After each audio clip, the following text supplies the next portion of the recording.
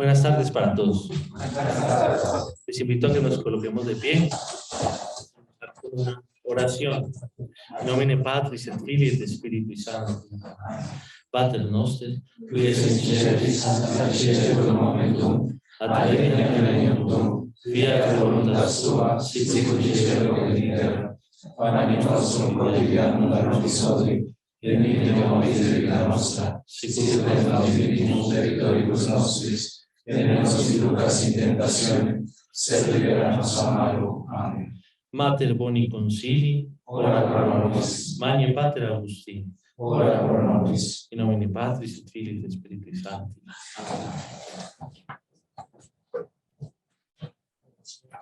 Bien, bienvenidos todos a esta lección inaugural de la Facultad de Teología. Un saludo a los presentes, a los formandos de la provincia, a los estudiantes del programa, profesores, todos aquellos que también se unen a nosotros a través de el Facebook de Unicervantes y del Zoom. Saludo a los padres que nos acompañan, el padre Germán aquí con su presencia, se le agradezco, y a los sacerdotes o profesores que nos acompañan vía telemática. Bien, voy a comenzar entonces con esta lección que, como dice en el título, pues busca sobre todo celebrar, homenajear un gran logro de la Iglesia Católica, de la Iglesia Universal, que es el Catecismo de la Iglesia Católica, 30 años ya de que fue promulgado el Catecismo. Y también homenajear a un gran teólogo al que esta facultad y esta tradición teológica agustiniana pues le debe mucho, que es a nuestro querido Papa Benedicto, Joseph Ratzinger, porque él fue, como veremos, pues el gran líder de este gran logro eclesial, el Catecismo de la Iglesia Católica. Entonces, voy a comenzar a la conferencia, será más o menos 45 minutos y después alguna pregunta, con mucho gusto en la medida que la pueda responder. Bien, lo primero que habría que decir del catecismo, voy a hablar como San Agustín, me perdonan. Ustedes saben que San Agustín tiene un librito sobre la catequesis, ¿sí? Se llama en latín De Catechizandis Rudibus. Rudibus quiere decir los rudos, los que todavía les falta filo, ¿cierto?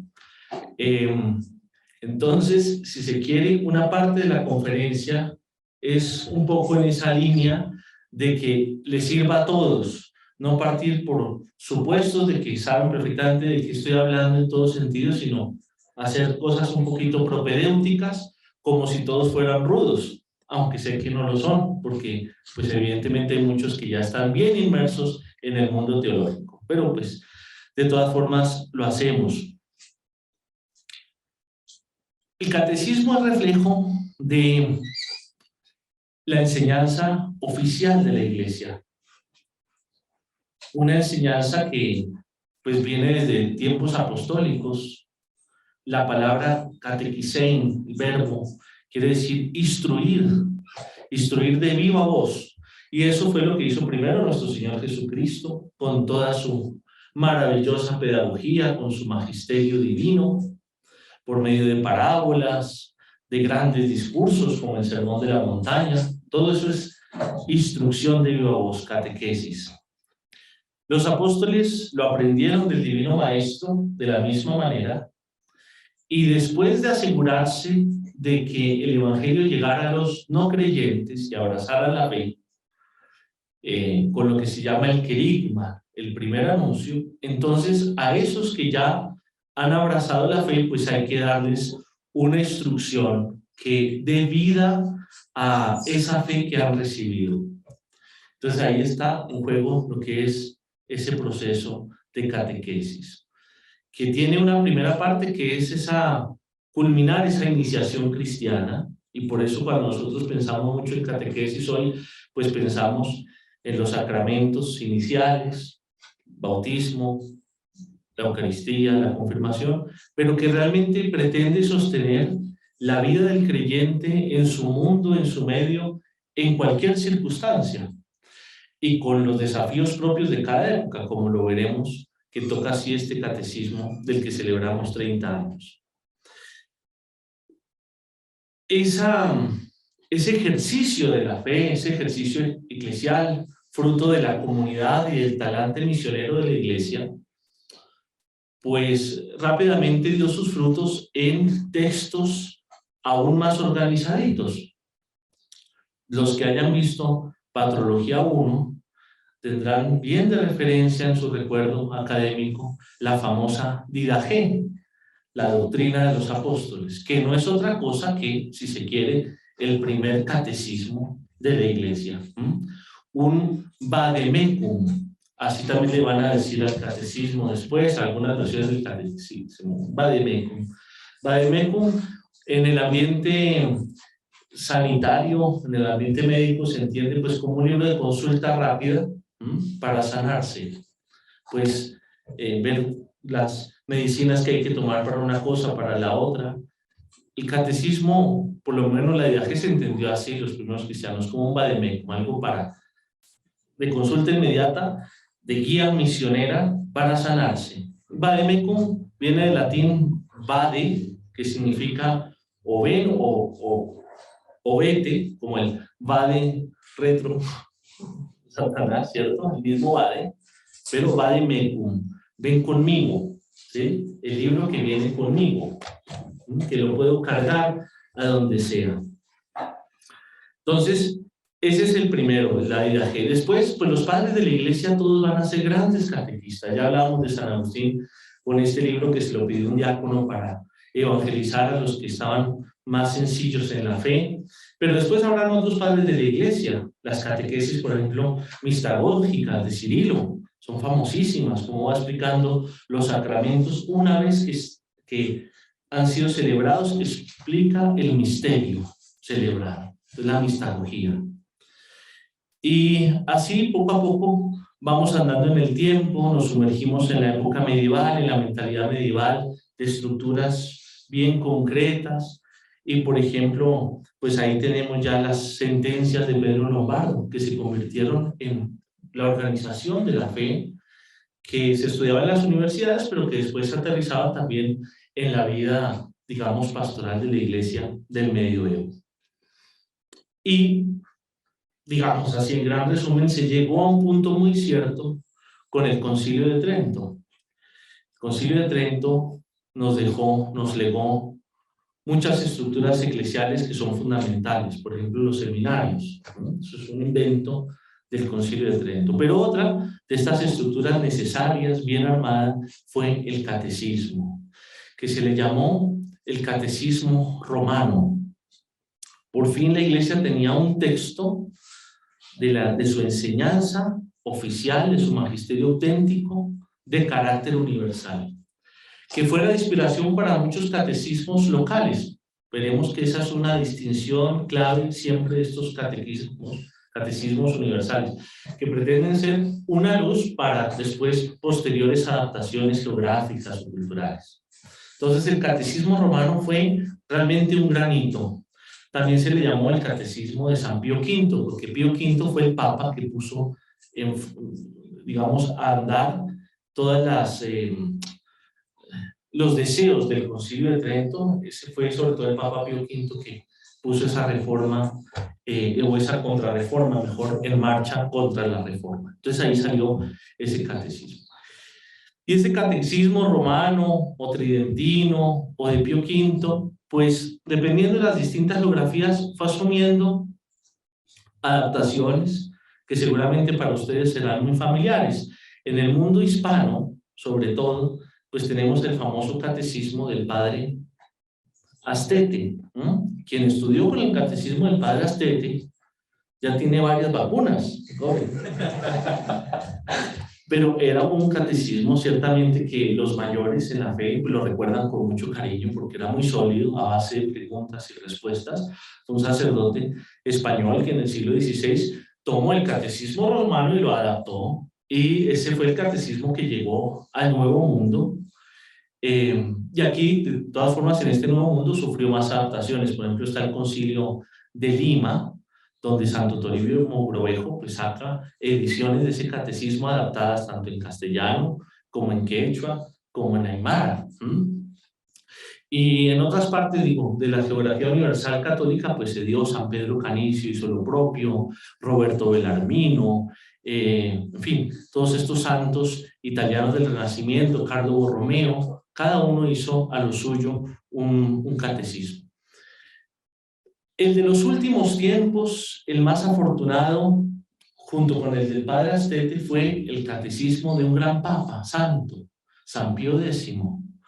Giuseppe Sarto, ya siendo obispo de un pueblito italiano, vio la necesidad de aterrizar siempre la fe y darle a sus fieles una doctrina sólida y organizada.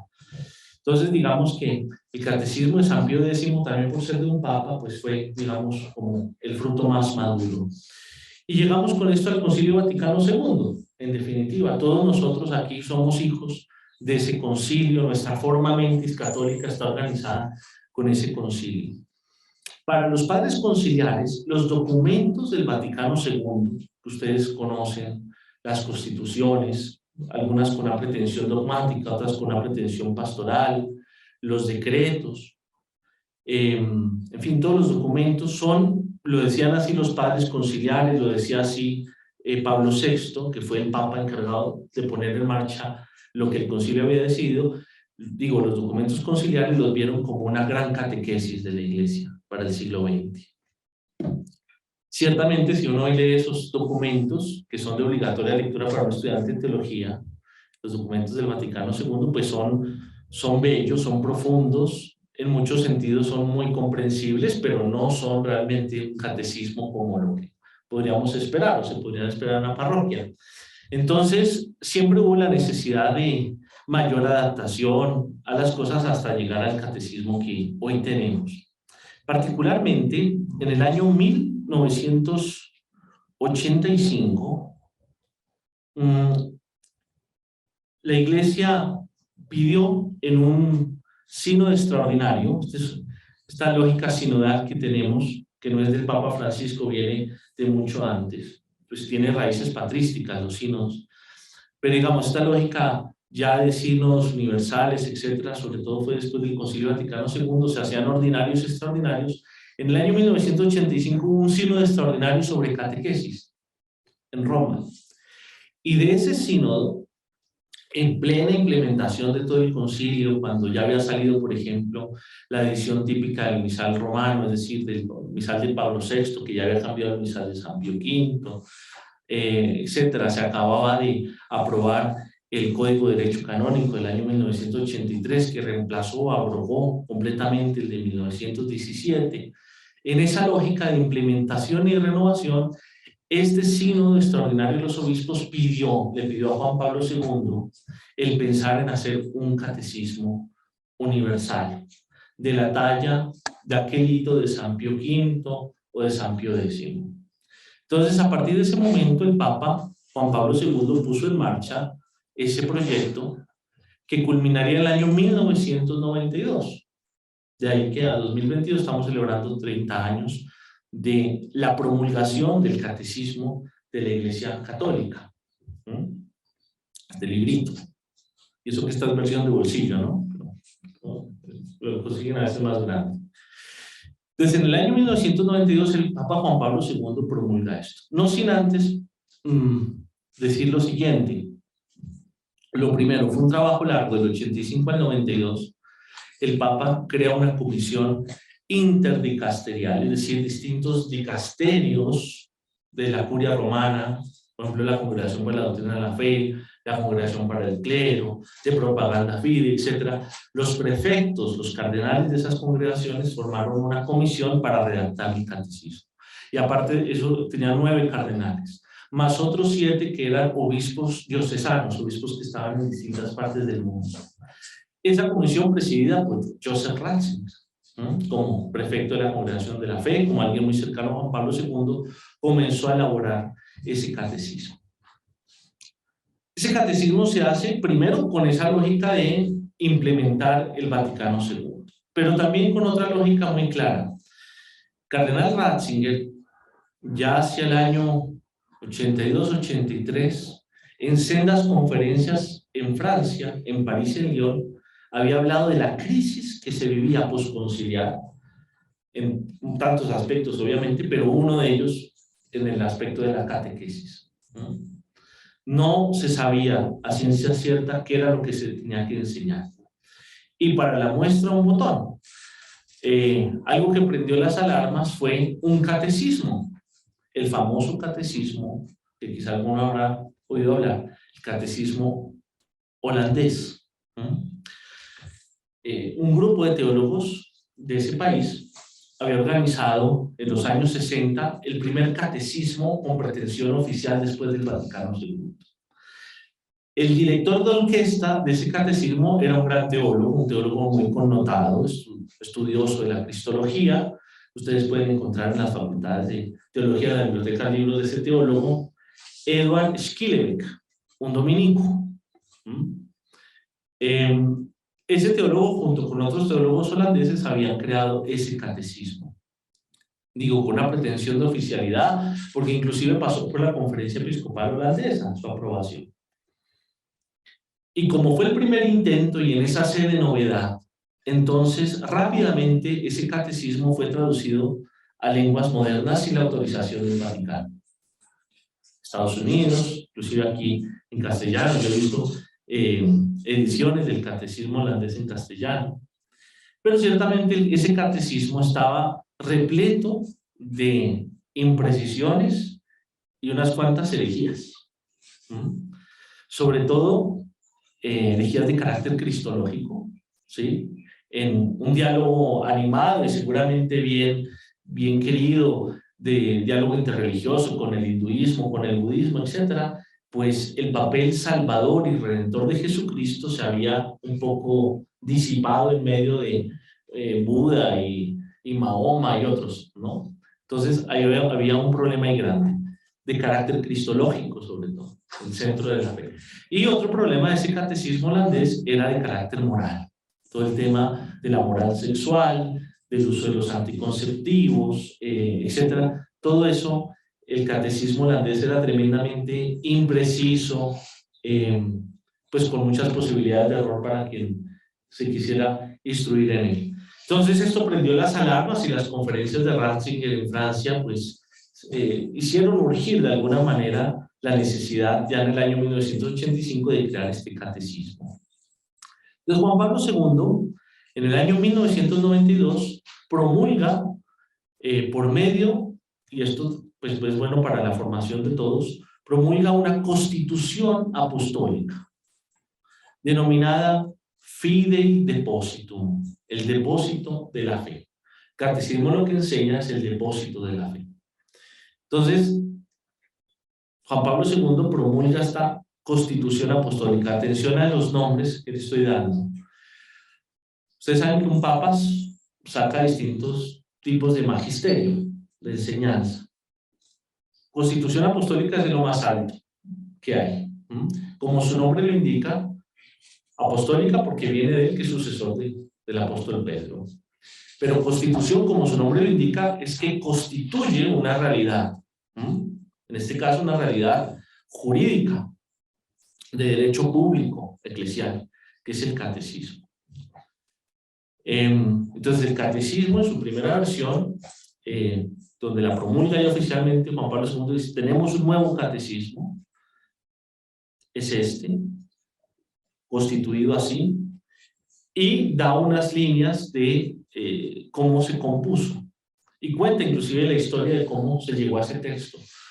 La comisión, esta comisión que les digo de cardenales, tuvo más o menos 9 intentos de redacción del catecismo, lo fueron elaborando en todos estos años, con mucho esfuerzo. La lengua en la que salió el catecismo, por primera vez fue en francés. Francia, al parecer, pues llevaba un poco la batuta de esta inquietud con el Instituto Católico de París, los teólogos que estaban allí, grandes teólogos que hubo en el concilio y pues conciliares muy cercanos a la tradición viva de la Iglesia, a los padres de la Iglesia, Henri de Libat, Jean d'Anilou, etc. Entonces, el catecismo terminó saliendo, su primera versión esta que salió en 1992, la que promulgó Juan Pablo II en francés. Lo más connotado de ese catecismo, que se mantiene obviamente hasta hoy, es su estructura. ¿Cuál es la estructura del catecismo de la Iglesia Católica? Tiene 4 partes. La primera es todo lo que el católico debe creer, es decir, el fundamento de la fe. La lex credendi se dice también, ¿no? Lo que se debe de creer. Ahí, por supuesto, se explican los credos, el credo apostólico, el credo niceno-constantinopolitano, que decimos los domingos en la misa, cada uno de esos artículos de la fe, desde Dios, Creador, Todopoderoso, etcétera, desde el Hijo, Jesucristo, sus naturalezas, cómo salva, desde el Espíritu Santo, sus dones, sus frutos, etcétera, etcétera. La Iglesia, sus notas, sus características, una, santa, católica, apostólica, la vida eterna, los novísimos, el cielo, el infierno, el purgatorio, la muerte, etcétera. Todo la primera parte del catecismo es lo que un católico debe creer. Entonces está muy bien explicado, con un fundamento bíblico, litúrgico, con un apelo a los padres de la Iglesia, a los doctores de la Iglesia muy grande. La segunda parte del catecismo es lo que un católico debe celebrar, lo que se denomina la lex celebrandi, los sacramentos, la gracia, cómo llega la gracia al creyente. Entonces están la explicación de los 7 sacramentos, cada uno, su origen bíblico, su origen en Jesucristo, su materia, su forma, sus condiciones de validez, lo que opera en la vida del creyente y lo que acompañan esos sacramentos, los sacramentales que preparan los sacramentos, etc. ¿Sí? Entonces, lo que un católico debe celebrar. La siguiente parte es lo que un católico debe vivir, lo que un católico debe hacer, lo que se denomina la lex vivendi. Entonces, lo primero que está allí, por supuesto, es una explicación organizada, sistemática, ponderada sobre las realidades actuales de los 10 mandamientos de la ley de Dios.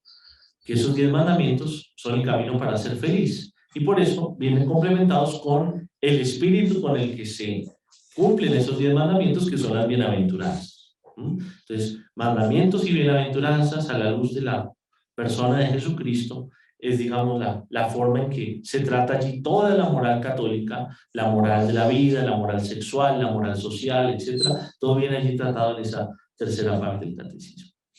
Y finalmente, la cuarta parte del catecismo es lo que un católico debe rezar, lo que un católico debe orar, cómo el católico alimenta su interioridad. Y eso a partir de las distintas formas de oración y teniendo como supremo modelo de oración, por supuesto, la oración del Señor, el Padre Nuestro. Porque a diferencia de todas las demás oraciones, esta viene directamente revelada. Entonces, cada una de las peticiones del Padre Nuestro viene desgranada, viene explicada, viene bien formulada, etc. Más todas las demás prácticas piadosas de la vida del creyente, por ejemplo, el rezo del rosario, etcétera, etcétera, novenas, en fin. ¿De acuerdo? Entonces, esas son las 4 partes. Tengan presente esto, la Iglesia nunca comienza desde cero. Esa estructura ya la tenía el Catecismo de San Pío V, ¿sí? O sea, se escogió la misma estructura de este hito catequístico. La catequesis en sí, el catecismo, tiene estas 4 necesidades fundamentales: explicarle al creyente lo que tiene que creer, lo que tiene que celebrar, lo que tiene que hacer y lo que tiene que orar. Pero con 2 énfasis importantes: para tener comunión, la comunión eclesial, y para tener espíritu misionero. ¿Sí? Esos son los 2 énfasis con los que trata. Ratzinger, presentándole a Juan Pablo II el fruto de esta comisión, de este esfuerzo en el año 92, le decía que fue realmente todo un reto muy grande, después de tantos siglos, volver a exponer la fe de una manera orgánica, donde se viera y usa una expresión de un famoso teólogo del siglo XX, von Balthasar, donde se viera la sinfonía de la fe, donde todo está coordinado, ¿sí? Estas partes están entrelazadas, están unidas, donde se vea, dice Ratzinger, el nexus mysteriorum, ¿no? El vínculo que hay entre los misterios de la fe. Entonces es un edificio orgánico, la fe es como una catedral medieval, como la iglesia del Santo Sepulcro en Jerusalén, compleja, llena de historia, llena de mística. No es un edificio como en los años 60, así predictable, ¿no? Predecible, todos los pisos iguales, todas las ventanas iguales. No, es una estructura compleja, orgánica, como el cuerpo humano, la fe. Entonces, así está presentado, muestra la catolicidad de la iglesia, por eso 9 versiones, etcétera, etcétera. Dice Juan Pablo II que este catecismo es la regla segura para la enseñanza de la fe y es el instrumento válido y legítimo al servicio de la comunión eclesial. Recordemos el catecismo holandés que generaba justamente lo contrario, división y confusión. Es el texto de referencia seguro, dice Juan Pablo II, para el crear catecismos locales, que es posible hacerlos. Es un instrumento de derecho público eclesiástico, es decir, es una realidad vinculante para un católico, no es una cosa opcional, sino que el católico tiene que conocer y aceptar lo que está allí contenido. Y atención a esto, porque podría ser alguna pregunta de alguno, un poco romántico. Ay, el catecismo del año 92 reemplaza los anteriores catecismos aprobados por la iglesia, los aprobados por la iglesia. No, no los reemplaza. Es decir, alguien podría todavía estudiar su fe con el catecismo de San Pío X. Pasa distinto al Código de Derecho Canónico. Uno no puede hoy legislar con alguna parte del Código del 17. Quedó abrogado por el del 83. Tiene un valor histórico, nos hace entender la ratio juris, la razón del derecho, por qué se puso algo en el 83, pero tiene ese valor. No se puede legislar con el del 17. En cambio, si alguien todavía quiere tener para su vida espiritual el catecismo del Padre Astete y leerlo, pues adelante. No están prohibidos, ¿no? Son completamente válidos los catecismos anteriores. El holandés no. Por favor. Bueno, entonces, ahí llegamos a un punto cierto con esta promulgación. Y eso es lo que estamos celebrando, los 30 años de esa promulgación en una constitución apostólica. Ustedes quizá también vean, algunas facultades de teología en el mundo tuvieron, digamos, esta misma intuición que aquí se tuvo de celebrar el catecismo, pero entonces ponen un aniversario de pronto más llamativo. Ponen las bodas de plata, no los 30 años, sino 25 años. ¿Pero de qué? Entonces, 25 años del siguiente hito en esta historia, y es de la promulgación también de Juan Pablo II de la edición típica del catecismo de la Iglesia Católica. Entonces, ¿qué es eso? Ya lo habían promulgado, ya no teníamos catecismo. Sí, teníamos el catecismo. Pero recordarán que les dije que la primera versión del catecismo en el año 92 fue en francés, ¿sí? Entonces, como es lógico, una vez que ese catecismo se tiene y se comienza a traducir a todas las lenguas porque ya está promulgado, pues hay un ulterior, porque no es que antes no se hubiera hecho, pero hay un ulterior estudio de parte de las conferencias episcopales, algún comentario de algún teólogo, de alguna facultad de teología, alguna errata en el texto, en la traducción o en el original francés. Y entonces, como es costumbre en la Iglesia Católica, recuerden que el latín es la lengua oficial. Entonces, como sucede con el misal, por ejemplo, de Pablo VI, siempre cada texto oficial de la Iglesia tiene que tener una edición típica. Es decir, una edición tipo significa modelo, una edición modelo. Y no puede ser en otra lengua distinta del latín. Entonces, se vertió la versión francesa al latín en este año, en el año 1997, estamos a 25 años de eso, y se corrigió lo que se tuviese que corregir durante ese tiempo, durante esos 5 años, digamos, de prueba. Entonces, en el año 1997, Juan Pablo II escribe una carta apostólica. La anterior, ¿cómo se llamaba? Constitución apostólica. Constituye una realidad jurídica. Aquí no, aquí es una carta, también del vicario de Cristo, ¿sí? El sucesor de un apóstol, de Pedro. Entonces, es una carta de información a toda la Iglesia Universal de que aquí tienen la edición típica. La carta se llama Letamur Magno Operi. Nos alegramos con esta gran obra, ¿sí? La edición típica del catecismo. Entonces vuelve y juega, una vez se tiene la edición típica, ¿qué procede? Pues todo el mundo comienza a traducir a la lengua oficial, ya con una versión cierta, completamente cierta, de nuevo otra edición en castellano, etcétera, y en las otras lenguas del catecismo. Bien. La edición típica, si se quiere, tiene esta pretensión de ser definitiva.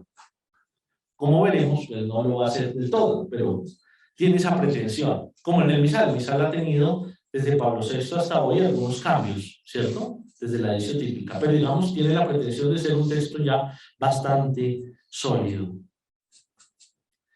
Bien, siguiente hito en esta historia del catecismo. Viene nuestro querido Papa Benedicto XVI y escribe él en el año 2005, primero de su pontificado, atención al título, un motu propio, para aprobar el compendio del catecismo de la Iglesia Católica. Entonces, primera cosa, motu propio, para diferenciarlo de Constitución Apostólica de Juan Pablo II, crear una realidad. Carta Apostólica, una información. Motu propio, ¿qué significa motu propio en latín? Motu propio es de su mera liberalidad, de su querer, ¿sí? Es un papa escribe algo porque quiere, digámoslo así, obviamente con todo el sentido eclesial. El motu propio, para hablar en términos muy concretos, es un decreto del papa, es un decreto del papa. Ustedes saben, los gobernantes pues pueden gobernar por leyes o pueden gobernar también por decretos. Depende de las facultades que tengan. El papa las tiene todas porque es el supremo legislador de la Iglesia, el supremo juez, el supremo gobernante, pues las tiene todas. Él decide si quiere promulgar una ley o quiere promulgar un decreto. Uno de los pocos motus propios que sacó Benedicto fue este, sobre el compendio. Pero, por ejemplo, el Papa Francisco, muchísimos motus propios, ha sacado muchísimos. Bueno, este motu propio se llama así, no tiene un título más específico en latín, sino es un motu propio, por el cual se da el compendio. ¿Qué es el compendio de la Iglesia Católica, del catecismo? Es, pues como su nombre le indica, una síntesis, ¿sí?, del catecismo.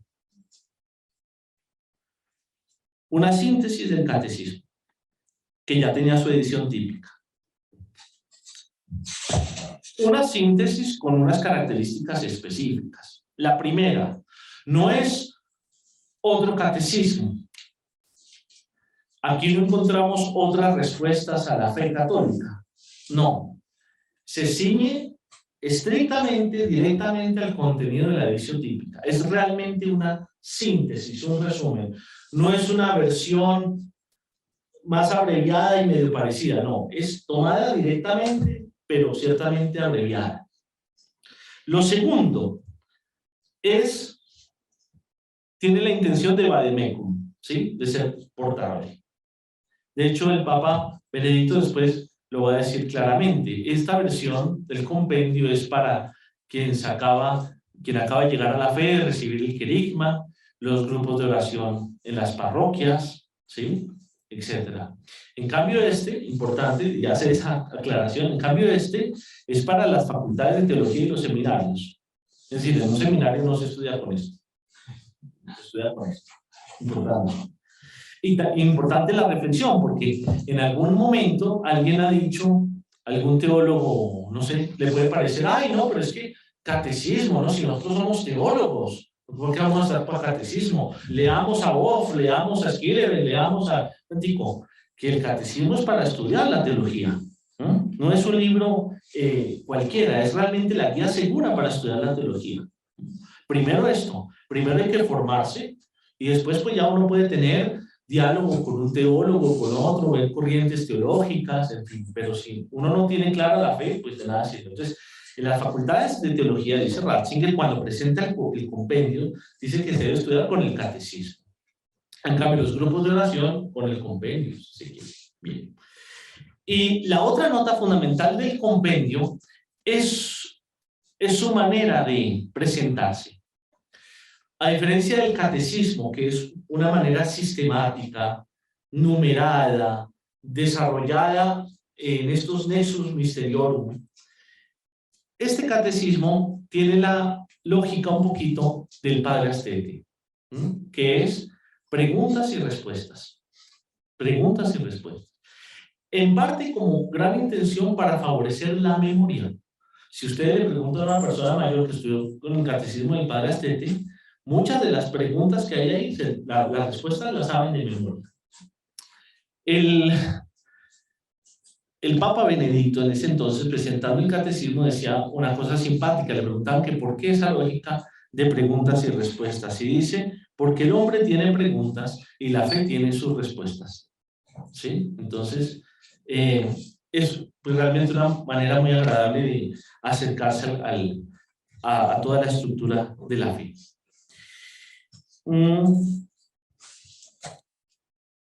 Después de esto, del catecismo, del compendio, el siguiente hito que se da es con las Jornadas Mundiales de la Juventud, que comenzaron por allá en Roma en la época de Juan Pablo II, después Santiago de Compostela, etcétera, etcétera. Una jornada en Madrid en el año 2011. Y entonces, nuestra historia del catecismo tiene otro hito aquí, que es el Yucat. Yucat es esto, ¿sí? Como su nombre pues lo hace intuir, por juventud, es el catecismo pensado para los jóvenes, ¿sí? Promulgado sobre todo en esa Jornada Mundial de la Juventud, pero es una adaptación. Una adaptación sobre todo iconográfica, en el fondo es lo mismo, es una síntesis, pero muy bien lograda del catecismo, pensada en los jóvenes. Sobre esa voy a hablar al final un poquito más. El encargado de prepararla fue Christoph Schemberg. Sobre esta vuelvo al final, para una cosita sobre Ratzinger. Bien. Vamos con el Papa Francisco y el catecismo, que es importante para darnos una idea completa. El Papa Francisco hizo una nueva edición del catecismo en el año 2017. Principalmente, ¿en qué consistió esa nueva edición? En un comentario teológico pastoral de un famoso teólogo que es presidente del Pontificio Consejo para la Promoción de la Nueva Evangelización, el padre Rino Fisichella, monseñor Rino Fisichella, que ha sido profesor de las universidades romanas por mucho tiempo. Entonces, es una nueva edición que tiene ese prólogo teológico pastoral, como una especie de explicación, con unos acentos propios del Papa Francisco que vale la pena tener presentes. La estructura es la misma. Esta lógica de las cuatro partes obviamente se mantiene, todo se mantiene, pero los énfasis del Papa Francisco es mostrar que en estas cuatro partes lo que se ve es un dinamismo de la fe, ¿no? Que se busca que el cristiano realmente llegue a la madurez. Que el catecismo, repito, son énfasis. Luego, cuando son énfasis no es que sean cosas nuevas, sino que se iluminan más. El catecismo no está hecho para solamente recibir la iniciación cristiana, sino para la nueva evangelización. Por eso le pidieron a Rino Fisichella, que es el promotor de la nueva evangelización. O sea, el catecismo es para evangelizar, para lo que decía el Papa Francisco, la iglesia en salida, ¿sí? Y por supuesto, no puede faltar, en una de las expresiones más típicas de él, para que el catecismo favorezca la cultura del encuentro. ¿Por qué? Porque yo les decía que catequizar en griego significa la instrucción de viva voz. Entonces, la relación interpersonal es insustituible, dice el Papa Francisco. Claro, porque con estos medios alguien podría decir, yo pongo videos, ¿sí? Y me formo en YouTube en la fe, pero la catequesis de viva voz, o sea, el rol del catequista es supremamente necesario, tiene que estar, ¿sí? Dice el Papa, y esto tiene razón, es un principio patrístico, la fe no se recibe por la lectura, sino por la escucha. Fe de auditus, decían los padres, ¿no? Acuérdense esa frase de San Pablo, esas preguntas retóricas que San Pablo hace en sus cartas, ¿no? ¿Y cómo creerán si nadie les predica? ¿Cierto? Entonces, la fe llega por la escucha. Entonces, el rol del catequista en eso es fundamental. Y aquí abro un paréntesis, porque hasta ahorita yo les he presentado, digamos, la lógica del catecismo de la Iglesia Católica como una historia con un filón desde la Didache hasta el Papa Francisco. Pero hay un paralelo, otro instrumento propio de la catequesis, que no es parte del libro que se llama catecismo, sino es el directorio general para la catequesis. ¿Qué es eso? Paréntesis aquí. El catecismo es un producto del Vaticano II llevado a cabo por una comisión interdicasterial, un tema muy universal, liderado sobre todo por Ratzinger, como vimos. En cambio, el Directorio Nacional para la Catequesis está circunscrito a la labor de una congregación romana, que es la Congregación para el Clero. Entonces, en el año 71, recogiendo un poco también los deseos del Vaticano II, la Congregación para el Clero organizó eso, el Directorio General de la Catequesis. ¿Qué es eso? No es un catecismo, porque pues ¿para qué dos? ¿No? No es un catecismo, sino que es una reflexión, una instrucción, por eso directorio, da unas directrices, ¿sí? De cómo hacer la catequesis en la iglesia. No sé si se entienden los matices. El catecismo es el contenido de la fe, explicado. En cambio, el directorio general para la catequesis es cómo se hace la catequesis. Es decir, por ejemplo, ¿cuál es el perfil del catequista católico? ¿Cómo se tienen que adecuar los contenidos de la fe a las edades del católico? ¿Sí? Desde infancia misionera, etcétera. En la primera comunión, ¿cómo? Si un niño tiene 12 años, ¿cómo? En fin, la confirmación. Entonces, es toda unas directrices sobre cómo se da la catequesis. La primera versión de ese directorio fue en 1971. Después terminó de pasar el pontificado de Pablo VI y después viene el de Juan Pablo II. Y cada pontificado nos dejó una exhortación apostólica, otro título, hemos hablado de constituciones apostólicas, cartas apostólicas, motus propios, exhortación apostólica, ¿se entiende? Exhortación, invitación del sucesor de uno de los apóstoles, exhortación apostólica. Cada uno de los pontificados nos dejó una exhortación apostólica sobre la catequesis. Pablo VI nos dejó Evangelii Nunciandi, ¿sí? El anunciar el Evangelio, lo que implica anunciar el Evangelio. La escribió en 1975. Y Juan Pablo II nos dejó la otra exhortación apostólica, Catequesis Tradendi, la transmisión de la catequesis, ¿sí? Entonces, estas son dos grandes reflexiones de estos dos papas sobre la catequesis. Entonces vino el directorio general de la catequesis, después Evangelii Nunciandi, después Juan Pablo II con Catequesis Tradendi, y entonces, recogiendo lo que decían estas dos exhortaciones apostólicas, más el gran magisterio de Juan Pablo II que nos dejó casi 20 y tantas encíclicas, ¿sí? De todos los temas sabidos y por haber. Entonces, después, casi al final del pontificado de Juan Pablo II en 1997, hay un nuevo directorio general de la catequesis. ¿De acuerdo? Entonces tenemos el antiguo, el 71, y el nuevo. Ustedes, si quieren saber cómo hay que formar a los catequistas, cómo formarse como catequistas, etcétera, etcétera, pues tomen este último, que es del año 1997.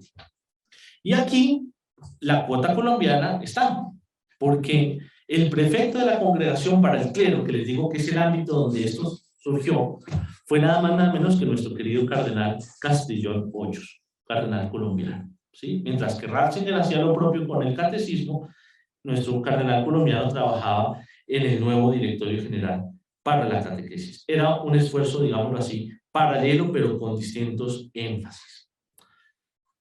Vuelvo al Papa Francisco, cerrando el paréntesis. El Papa Francisco, en su pontificado, aparte de esta nueva edición, ha hecho dos cosas más importantes sobre el catecismo. La primera, la más sonada, la más concreta, la más importante, le ha hecho al catecismo una modificación.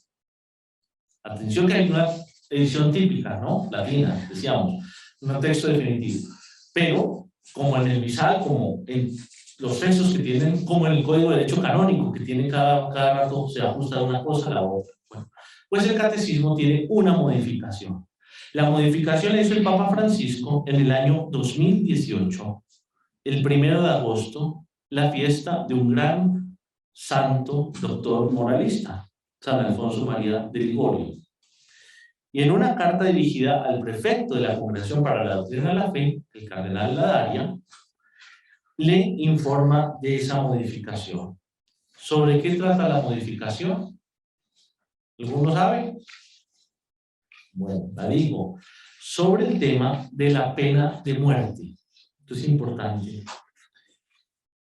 La modificación, ¿de qué trata? ¿Cómo queda el texto, el nuevo texto del catecismo sobre este tema? Queda así, lo voy a leer.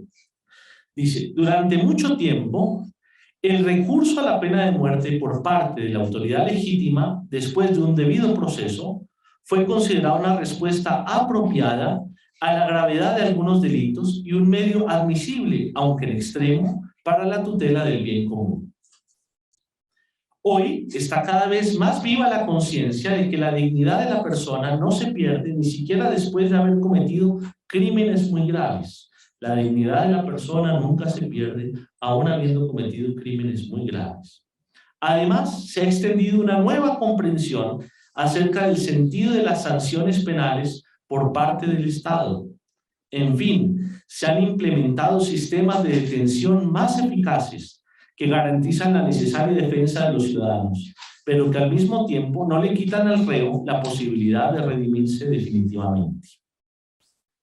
Esto hablará en general. En Colombia, pues, quizá no mucho, ¿no? La pastoral, lo penitenciario, quizá no le ofrece al reo la posibilidad de redimirse definitivamente, pero en general. Por tanto, la Iglesia enseña a la luz del Evangelio que la pena de muerte es inadmisible. Esa es la expresión específica que usa el catecismo ahora. La pena de muerte es inadmisible porque atenta contra la inviolabilidad y la dignidad de la persona y se compromete con determinación a su abolición en todo el mundo. ¿De acuerdo? Entonces, ¿qué decía el texto del catecismo antes? El resumen, no se los leo. Decía que la pena de muerte era una posibilidad extrema, ¿sí? Que se podía aceptar en la fe como posibilidad extrema, no deseable, porque Santo Tomás de Aquino, por ejemplo, habla de la pena de muerte, como es, como una posibilidad extrema, no deseable. Pero la reflexión y el criterio que aparece aquí es que ya es inadmisible. Todo católico debe de defender el catecismo, como digo, es de derecho público. Y las razones que da la modificación es la dignidad de la persona, que no se pierde. Y una iglesia que lucha por la vida tiene que luchar por todas las formas de vida humana, ¿no? Desde el principio hasta el fin. Y que, claro, la pena de muerte es una realidad definitiva, es decir, nadie resucita, si se equivocaron de reo, para resucitar lo difícil, ¿verdad? Entonces, como tiene esa lógica, ¿sí?, definitiva, y se está jugando con algo tan grave como la vida, entonces es inadmisible. Además, porque aquello que la justificaba antes, que era, por ejemplo, la impotencia de un Estado para someter al delincuente y que no siguiera delinquiendo de esa manera, etcétera, pues hoy por hoy, dice en general, pues es una realidad que se puede contener más, ¿no? El Estado, la fuerza estatal ha avanzado mucho más en eso, ¿de acuerdo? Entonces, esa es una modificación específica. Me adelanto a, de pronto, lo que algunos están pensando, sintiendo. Esto fue una cosa del Papa Francisco. No. Ya en una entrevista del cardenal Ratzinger, siendo prefecto de la congregación en la época de Juan Pablo II, él hablaba de que este tema había sido muy discutido en la redacción del catecismo y que era un tema que es para seguir pensándolo ya en ese momento, ¿sí? Antes de sacar el compendio, o sea, cuando Juan Pablo II todavía era papa, lo dice sobre eso en particular. Entonces, esa es una cosa clave de Francisco, esa modificación. Y un segundo elemento del pontificado Francisco respecto al catecismo. No es una modificación, es decir, todavía no se ha cambiado, pero sí hay una directriz clara del Papa Francisco, repetida en distintas audiencias, en lugares tan importantes como, o cartas dirigidas al cuerpo diplomático, por ejemplo, o a la ONU, o en su encíclica Fratelli Tutti, la última encíclica, donde habla de un nuevo tipo de pecado. Es el pecado ecológico, ¿sí? El ecocidio, ¿sí? La destrucción, pues, voluntaria y grave de la creación. Entonces él dice, en su argumentación y en su línea que va desde Laudato Si, que aquí hay que pensar en unos pecados, hay que tener conciencia de unos pecados de carácter ambiental, ¿sí? Que dice, habrá que modificar el catecismo en esto, aumentar el catecismo en esto. No lo ha hecho, pero es una línea. Y la otra línea que aparece también en Fratelli Tutti y en audiencias del Papa es sobre el concepto también de guerra justa, que en el catecismo y en la tradición, digamos, ese concepto de guerra justa pues se ve como una posibilidad también extrema, como la pena de muerte, de urgencia, como una legítima defensa de un Estado, ¿sí? Contra otro, sobre alguien que le quiera atacar. Entonces está la idea de la guerra justa. Entonces el pensamiento del Papa Francisco en esto, la línea que ha desarrollado, y digo en una encíclica, que es un documento muy importante, el Magisterio de un Papa, es que también la guerra justa hoy por hoy también sería prácticamente inadmisible, porque es terriblemente peligrosa. Porque claro, cuando en la antigüedad la gente se peleaba con flechitas y con arcos, pues tú me tiras una flecha y yo te tiro otra, o te tiro dos, me defiendo.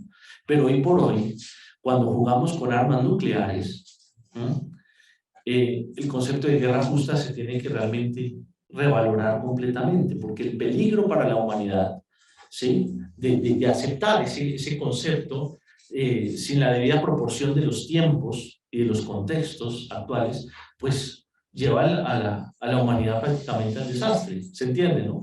Entonces, esos tres conceptos revalorados. El de la pena de muerte, claramente ya modificado, inadmisible.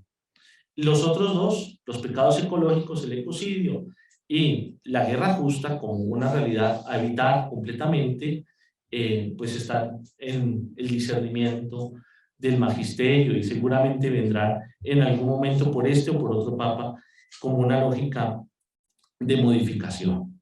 Bien, con eso termino lo que es toda esta historia del catecismo para que ustedes lo tengan en cuenta. Entonces, ideas claras, tenemos este catecismo después de una gran historia, fruto del Concilio Vaticano II, promulgado hace 30 años por Juan Pablo II, su edición típica hace 25 años, de aquí es que salen todas las versiones, inclusive en castellano. Después tenemos en el primer año de pontificado de Benedicto, 2005, el compendio, que con este es que los catequistas se forman, con este es que se deben formar los que están estudiando teología, los seminaristas, etcétera, etcétera. Y les decía yo que iba a terminar con el Yucat, porque me parece que esta idea de sacar un catecismo pensado en los jóvenes pues fue bonita, pero hay además una carta del Papa Benedicto a los jóvenes presentándoles el Yucat, y creo que con esto se resume muy bien todo lo que he querido expresarles, y creo para la mente además que que nos congrega, que hay mucha juventud, pues creo que es bastante pertinente. Dice el Papa Benedicto: queridos jóvenes amigos, hoy os aconsejo la lectura de un libro extraordinario. Es extraordinario por su contenido, pero también por el modo como se ha formado, que deseo explicaros brevemente para que se pueda comprender su singularidad. Yucat tiene su origen, por decirlo así, en otra obra que se remonta a los años 80. Era un periodo difícil, tanto para la Iglesia como para la sociedad mundial, durante el cual surgió la necesidad de nuevas orientaciones para encontrar un camino hacia el futuro. Después del Concilio Vaticano II y en el nuevo clima cultural, numerosas personas ya no sabían correctamente en qué debían creer propiamente los cristianos, qué enseñaba la Iglesia, si es que podía enseñar algo tutu cort y cómo podía adaptarse todo esto al nuevo clima cultural. ¿El cristianismo en cuanto tal no está superado? ¿Se puede todavía hoy ser creyentes razonablemente? Estas son las preguntas que se siguen planteando muchos cristianos. El Papa Juan Pablo II tomó entonces una decisión audaz. Decidió que los obispos de todo el mundo escribieran un libro para responder a estas preguntas. Me confió a mí la tarea de coordinar el trabajo de los obispos y de velar a fin de que de las contribuciones de los obispos naciera un libro. Me refiero a un verdadero libro y no a una simple juxtaposición de una multitud de textos. Este libro debía llevar el título tradicional de Catecismo de la Iglesia Católica y sin embargo debía ser algo absolutamente estimulante y nuevo. Debía mostrar qué cree hoy la Iglesia Católica y de qué modo se puede creer de manera razonable. Me asustó esta tarea y debo confesar que dudé de que pudiera lograrse algo semejante. ¿Cómo podía suceder que autores esparcidos por todo el mundo pudieran producir un libro legible?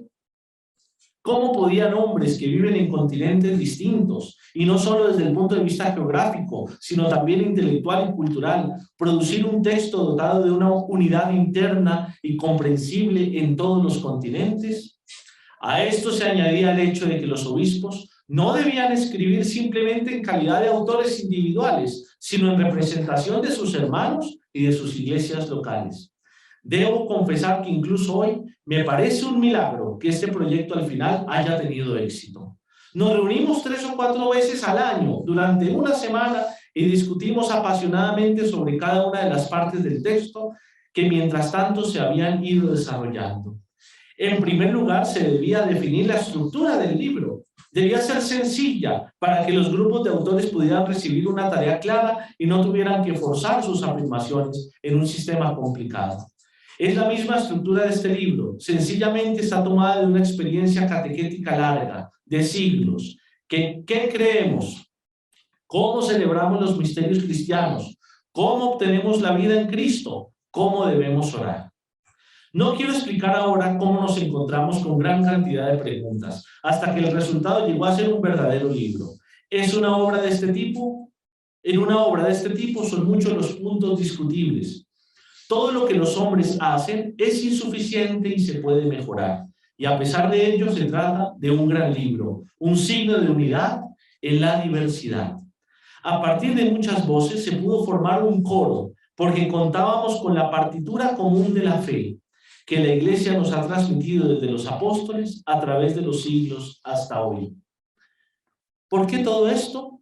Ya entonces, durante la redacción del Catecismo de la Iglesia Católica, constatamos no solo que los continentes y las culturas de sus pueblos son diferentes, sino también que en el seno de cada sociedad existen distintos continentes. El obrero tiene una mentalidad distinta de la del campesino, y un físico distinta de la de un filólogo, un empresario distinta de la de un periodista, y un joven distinta de la de un anciano. Por este motivo, en el lenguaje y en el pensamiento, tuvimos que situarnos por encima de todas estas diferencias y, por decirlo así, buscar un espacio común entre los diferentes universos mentales. Así, tomamos cada vez mayor conciencia de que el texto requería traducciones a los diferentes mundos para poder llegar a las personas con sus diversas mentalidades y diversas problemáticas. Desde entonces, en las Jornadas Mundiales de la Juventud, Roma, Toronto, Colonia, Sydney, Se han reunido jóvenes de todo el mundo que quieren creer, que buscan a Dios, que aman a Cristo y desean caminos comunes. En este contexto nos preguntamos si debíamos tratar de traducir el catecismo de la Iglesia Católica a la lengua de los jóvenes y así penetrar sus palabras en su mundo. Naturalmente, también entre los jóvenes de hoy hay muchas diferencias. Así, bajo la experta dirección del arzobispo de Viena, Christoph Schönborn, se formó un Yucat para los jóvenes. Espero que muchos jóvenes se dejen fascinar por este gran libro. Algunas personas me dicen que el catecismo no interesa a la juventud de hoy, pero yo no creo en esta afirmación y estoy seguro de que tengo razón. Los jóvenes no son tan superficiales como se les acusa. Quieren saber en qué consiste realmente la vida. Una novela criminal es fascinante porque nos implica la suerte de otras personas, pero que podría ser también la nuestra. Este libro es fascinante porque nos habla de nuestro propio destino y por tanto nos toca de cerca a cada uno. Por esto os invito, estudiad el catecismo, os lo deseo de corazón. Este material para el catecismo no os adula, no ofrece soluciones fáciles, exige una nueva vida de vuestra parte. Os presenta el mensaje del Evangelio como la perla preciosa por la cual hay que darlo todo. Por esto os pido, estudiad el catecismo con pasión y perseverancia. Sacrificad vuestro tiempo para ello. Estudiadlo en el silencio de vuestra habitación. Leedlo de 2 en 2. Si sois amigos, formad grupos y redes de estudio. Intercambiad ideas por internet. En cualquier caso, permaneced en diálogo sobre vuestra fe. Debéis conocer lo que creéis. Debéis conocer vuestra fe con la misma precisión con la que un especialista de informática conoce el sistema operativo de un ordenador. Debéis conocerla como un músico conoce su pieza. Sí, debéis estar mucho más profundamente arraigados en la fe que la generación de vuestros padres, para poder resistir con fuerza y decisión a los desafíos y las tentaciones de este tiempo. Necesitáis la ayuda divina si no queréis que vuestra fe se seque como una gota de rocío al sol. Si no queréis sucumbir a las tentaciones del consumismo, si no queréis que vuestro amor se ahogue en la pornografía, si no queréis traicionar a los débiles y a las víctimas de abusos y violencia. Si os dedicáis con pasión al estudio del catecismo, quiero daros un último consejo. Todos sabéis de qué modo la comunidad de los creyentes se ha visto herida en los últimos tiempos por los ataques del mal, por la penetración del pecado en su seno, más aún en el corazón de la Iglesia. No toméis esto como pretexto para huir de la presencia de Dios. Vosotros mismos sois el cuerpo de Cristo, la Iglesia. Llevad el fuego intacto de vuestro amor a esta Iglesia cada vez que los hombres hayan ensombrecido su rostro. En la actividad no seáis negligentes, dice San Pablo. En el espíritu manteneos fervorosos, sirviendo constantemente al Señor. Cuando Israel se encontraba en el momento más oscuro de su historia, para socorrerlo Dios no llamó a los ángeles y a las personas estimadas, sino a un joven de nombre Jeremías. Jeremías se sintió investido de una misión demasiado grande. Ah, Señor Dios mío, mira que no sé hablar, que soy un niño. Pero Dios no se dejó confundir. No digas que eres un niño, pues irás a donde yo te envíe y dirás lo que yo te ordene. Os bendigo y rezo cada día por todos vosotros. Palabras del Papa Benedicto, muy bonitas. Bien, hermanos, con esto entonces terminamos nuestra conferencia. Muchas gracias.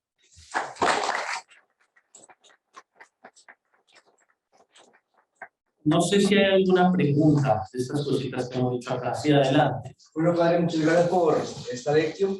Tendría una pregunta referente, digamos, a esta última época que ha venido pues sucediendo. Sabemos bien que, digamos, que el catecismo junto con el derecho canónico son como las guías en cuanto al tema de nuestra fe en la Iglesia Católica. Y referente a la Iglesia alemana, digamos que ha venido transformando muchas cosas.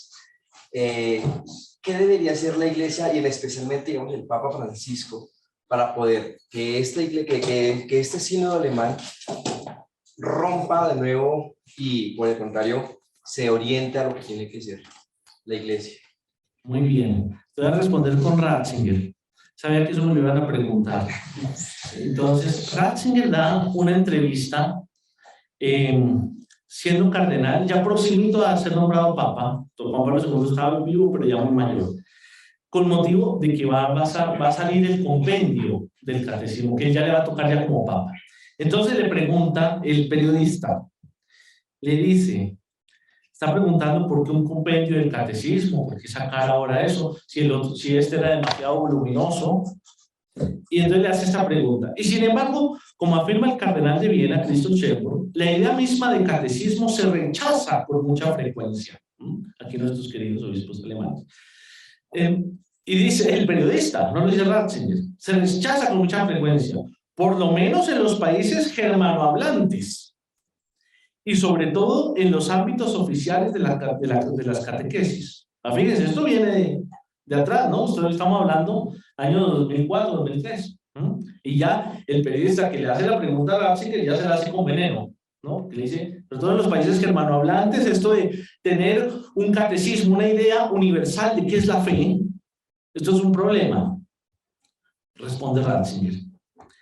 Es verdad, hay cierta aversión contra cualquier intento de cristalizar en palabras una doctrina.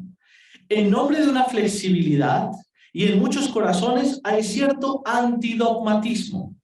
Y sobre todo el movimiento catequístico postconciliar ha acentuado el aspecto antropológico de la cuestión y ha creído que un catecismo, siendo demasiado doctrinal, sería un impedimento para el diálogo necesario con el hombre de hoy. Mira qué radiografía a lo que está pasando. Nosotros estamos convencidos de lo contrario. Siempre este hombre, Ratzinger, un contracorriente. Nosotros estamos convencidos de lo contrario. Para dialogar bien hay que saber de qué tenemos que hablar. Para dialogar bien hay que saber de qué tenemos que hablar.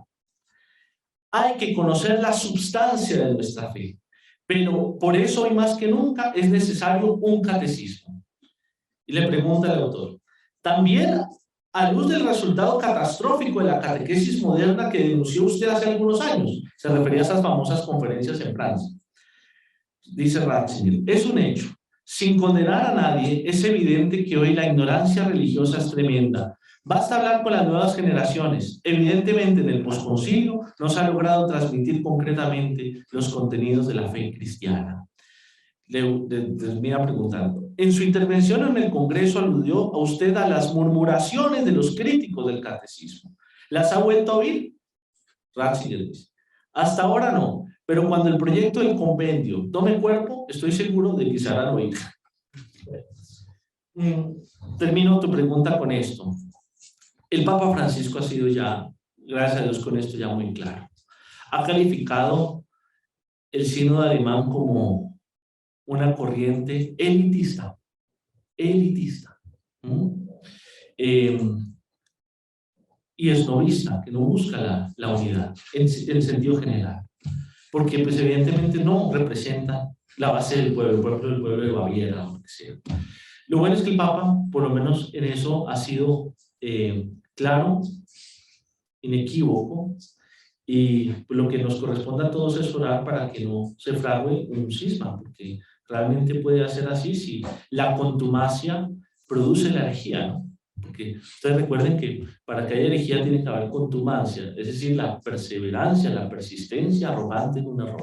Entonces esperamos que no lo sea, pero la necesidad está muy clara, que la Iglesia necesita tener unas bases sólidas, universales, comunes. Si uno va a dialogar, uno tiene que saber de qué va a dialogar. No hay diálogo sin identidad. Dos personas sin identidad dialogando no se genera nada, ¿no? Tú puedes pensar distinto de mí, pero yo necesito saber qué piensas tú y tú necesitas saber qué pienso yo. ¿Alguien más? ¿Alguna otra pregunta? No sé si alguien de los que está por Zoom. Vale, acá hay una pregunta. Sí. Dice Andrés Tapia. Dice, Padre Mauricio, gracias por esta conferencia. Junto con el estudio del catecismo, ¿no sería bueno complementarlo con cursos de apologética en una sociedad tan culturalmente agresiva a la doctrina de la Iglesia? Por ejemplo, para mí fue muy beneficioso el informe sobre la fe en la entrevista al cardenal Ratzinger por Vittorio Messori. Ese libro casi era un libro de apologética. Sí, es verdad. Aquí no lo he dicho, pero Ratzinger lo dice en algunas conferencias y presentaciones. Dice que realmente en el ambiente en que se escribió el catecismo era muy necesario tener una actitud propositiva en el diálogo, ¿sí? Que aquí no nos defendiéramos como gatos con las uñas de la fe, sino que mostráramos la profundidad y belleza de la fe. Ratzinger siempre ha insistido, hay maneras de decirlo, el Papa dice no al proselitismo, Ratzinger decía, siempre hablaba de evangelizar por atracción. La belleza de la fe, la coherencia, lo que se muestra en los hechos de los apóstoles, ¿no? Miraban y dicen, miren cómo se aman, ¿no? Y la comunidad crecía porque veían cómo se amaban los creyentes. Entonces, evangelizar por atracción, esa ha sido, digamos, la dinámica, el espíritu del catecismo. Pero es verdad que se necesitan ejercicios apologéticos. Aquí la persona que pregunta cita un libro recomendadísimo. Vamos a dar un curso aquí en la facultad este semestre, un seminario sobre Joseph Ratzinger, antología de textos, los miércoles en la tarde. Y justamente uno de los libros que vamos a tocar son estos famosos libros de entrevistas que son maravillosos porque el entrevistador realmente logra hacer esto del padre Astete, ¿no? O sea, lo de la pregunta y respuesta. El hombre tiene preguntas, la fe tiene respuestas. Aquí, digamos, el periodista tiene preguntas, Ratzinger tiene respuestas. Hay varios libros, el informe sobre la fe, Sal y Luz del Mundo, Últimas Conversaciones, son libros de entrevistas de Ratzinger que realmente son preciosos para hablar de la fe y son apologéticos claramente. Entonces, eso siempre habrá que hacerlo. Creo que una de las, bueno, la apologética siempre estará presente, es necesario hacer apologética bíblica, apologética eclesial. Una de las más interesantes que yo creo que hoy por hoy va trazando un filo y es muy importante es la apologética histórica. En esa, quizá nos falte hacer algún curso aquí en la facultad, nunca hemos hecho un curso de apologética histórica, pero es tremendamente importante. Ustedes vean cuántos muchachos no pierden la fe por un mal profesor de historia en el colegio o en la universidad, ¿no? Cómo explican realidades que, claro, suenan muy apabullantes, la Inquisición, la esclavitud, todo eso, y sobre eso pues hay mucha ignorancia y mucha tergiversación. Entonces la apologética ciertamente sí es necesaria. Y el catecismo, es verdad, no la cubre plenamente. ¿Y otra? No, padre, ya están dándole gracias por la conferencia.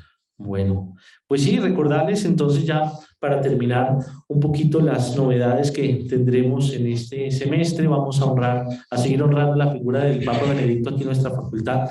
Siempre hemos tenido la cátedra de Joseph Ratzinger. Entonces, a partir de la primera semana de marzo comenzará presencialmente un curso en las tardes sobre Ratzinger, mirando la antología de textos. Los estudiantes que se inscriban en eso pues tendrán que leer en las 2 semanas que quedan de febrero la biografía de Joseph Ratzinger como preparación, como lectura preparatoria, y comenzaremos el curso en la primera semana de marzo.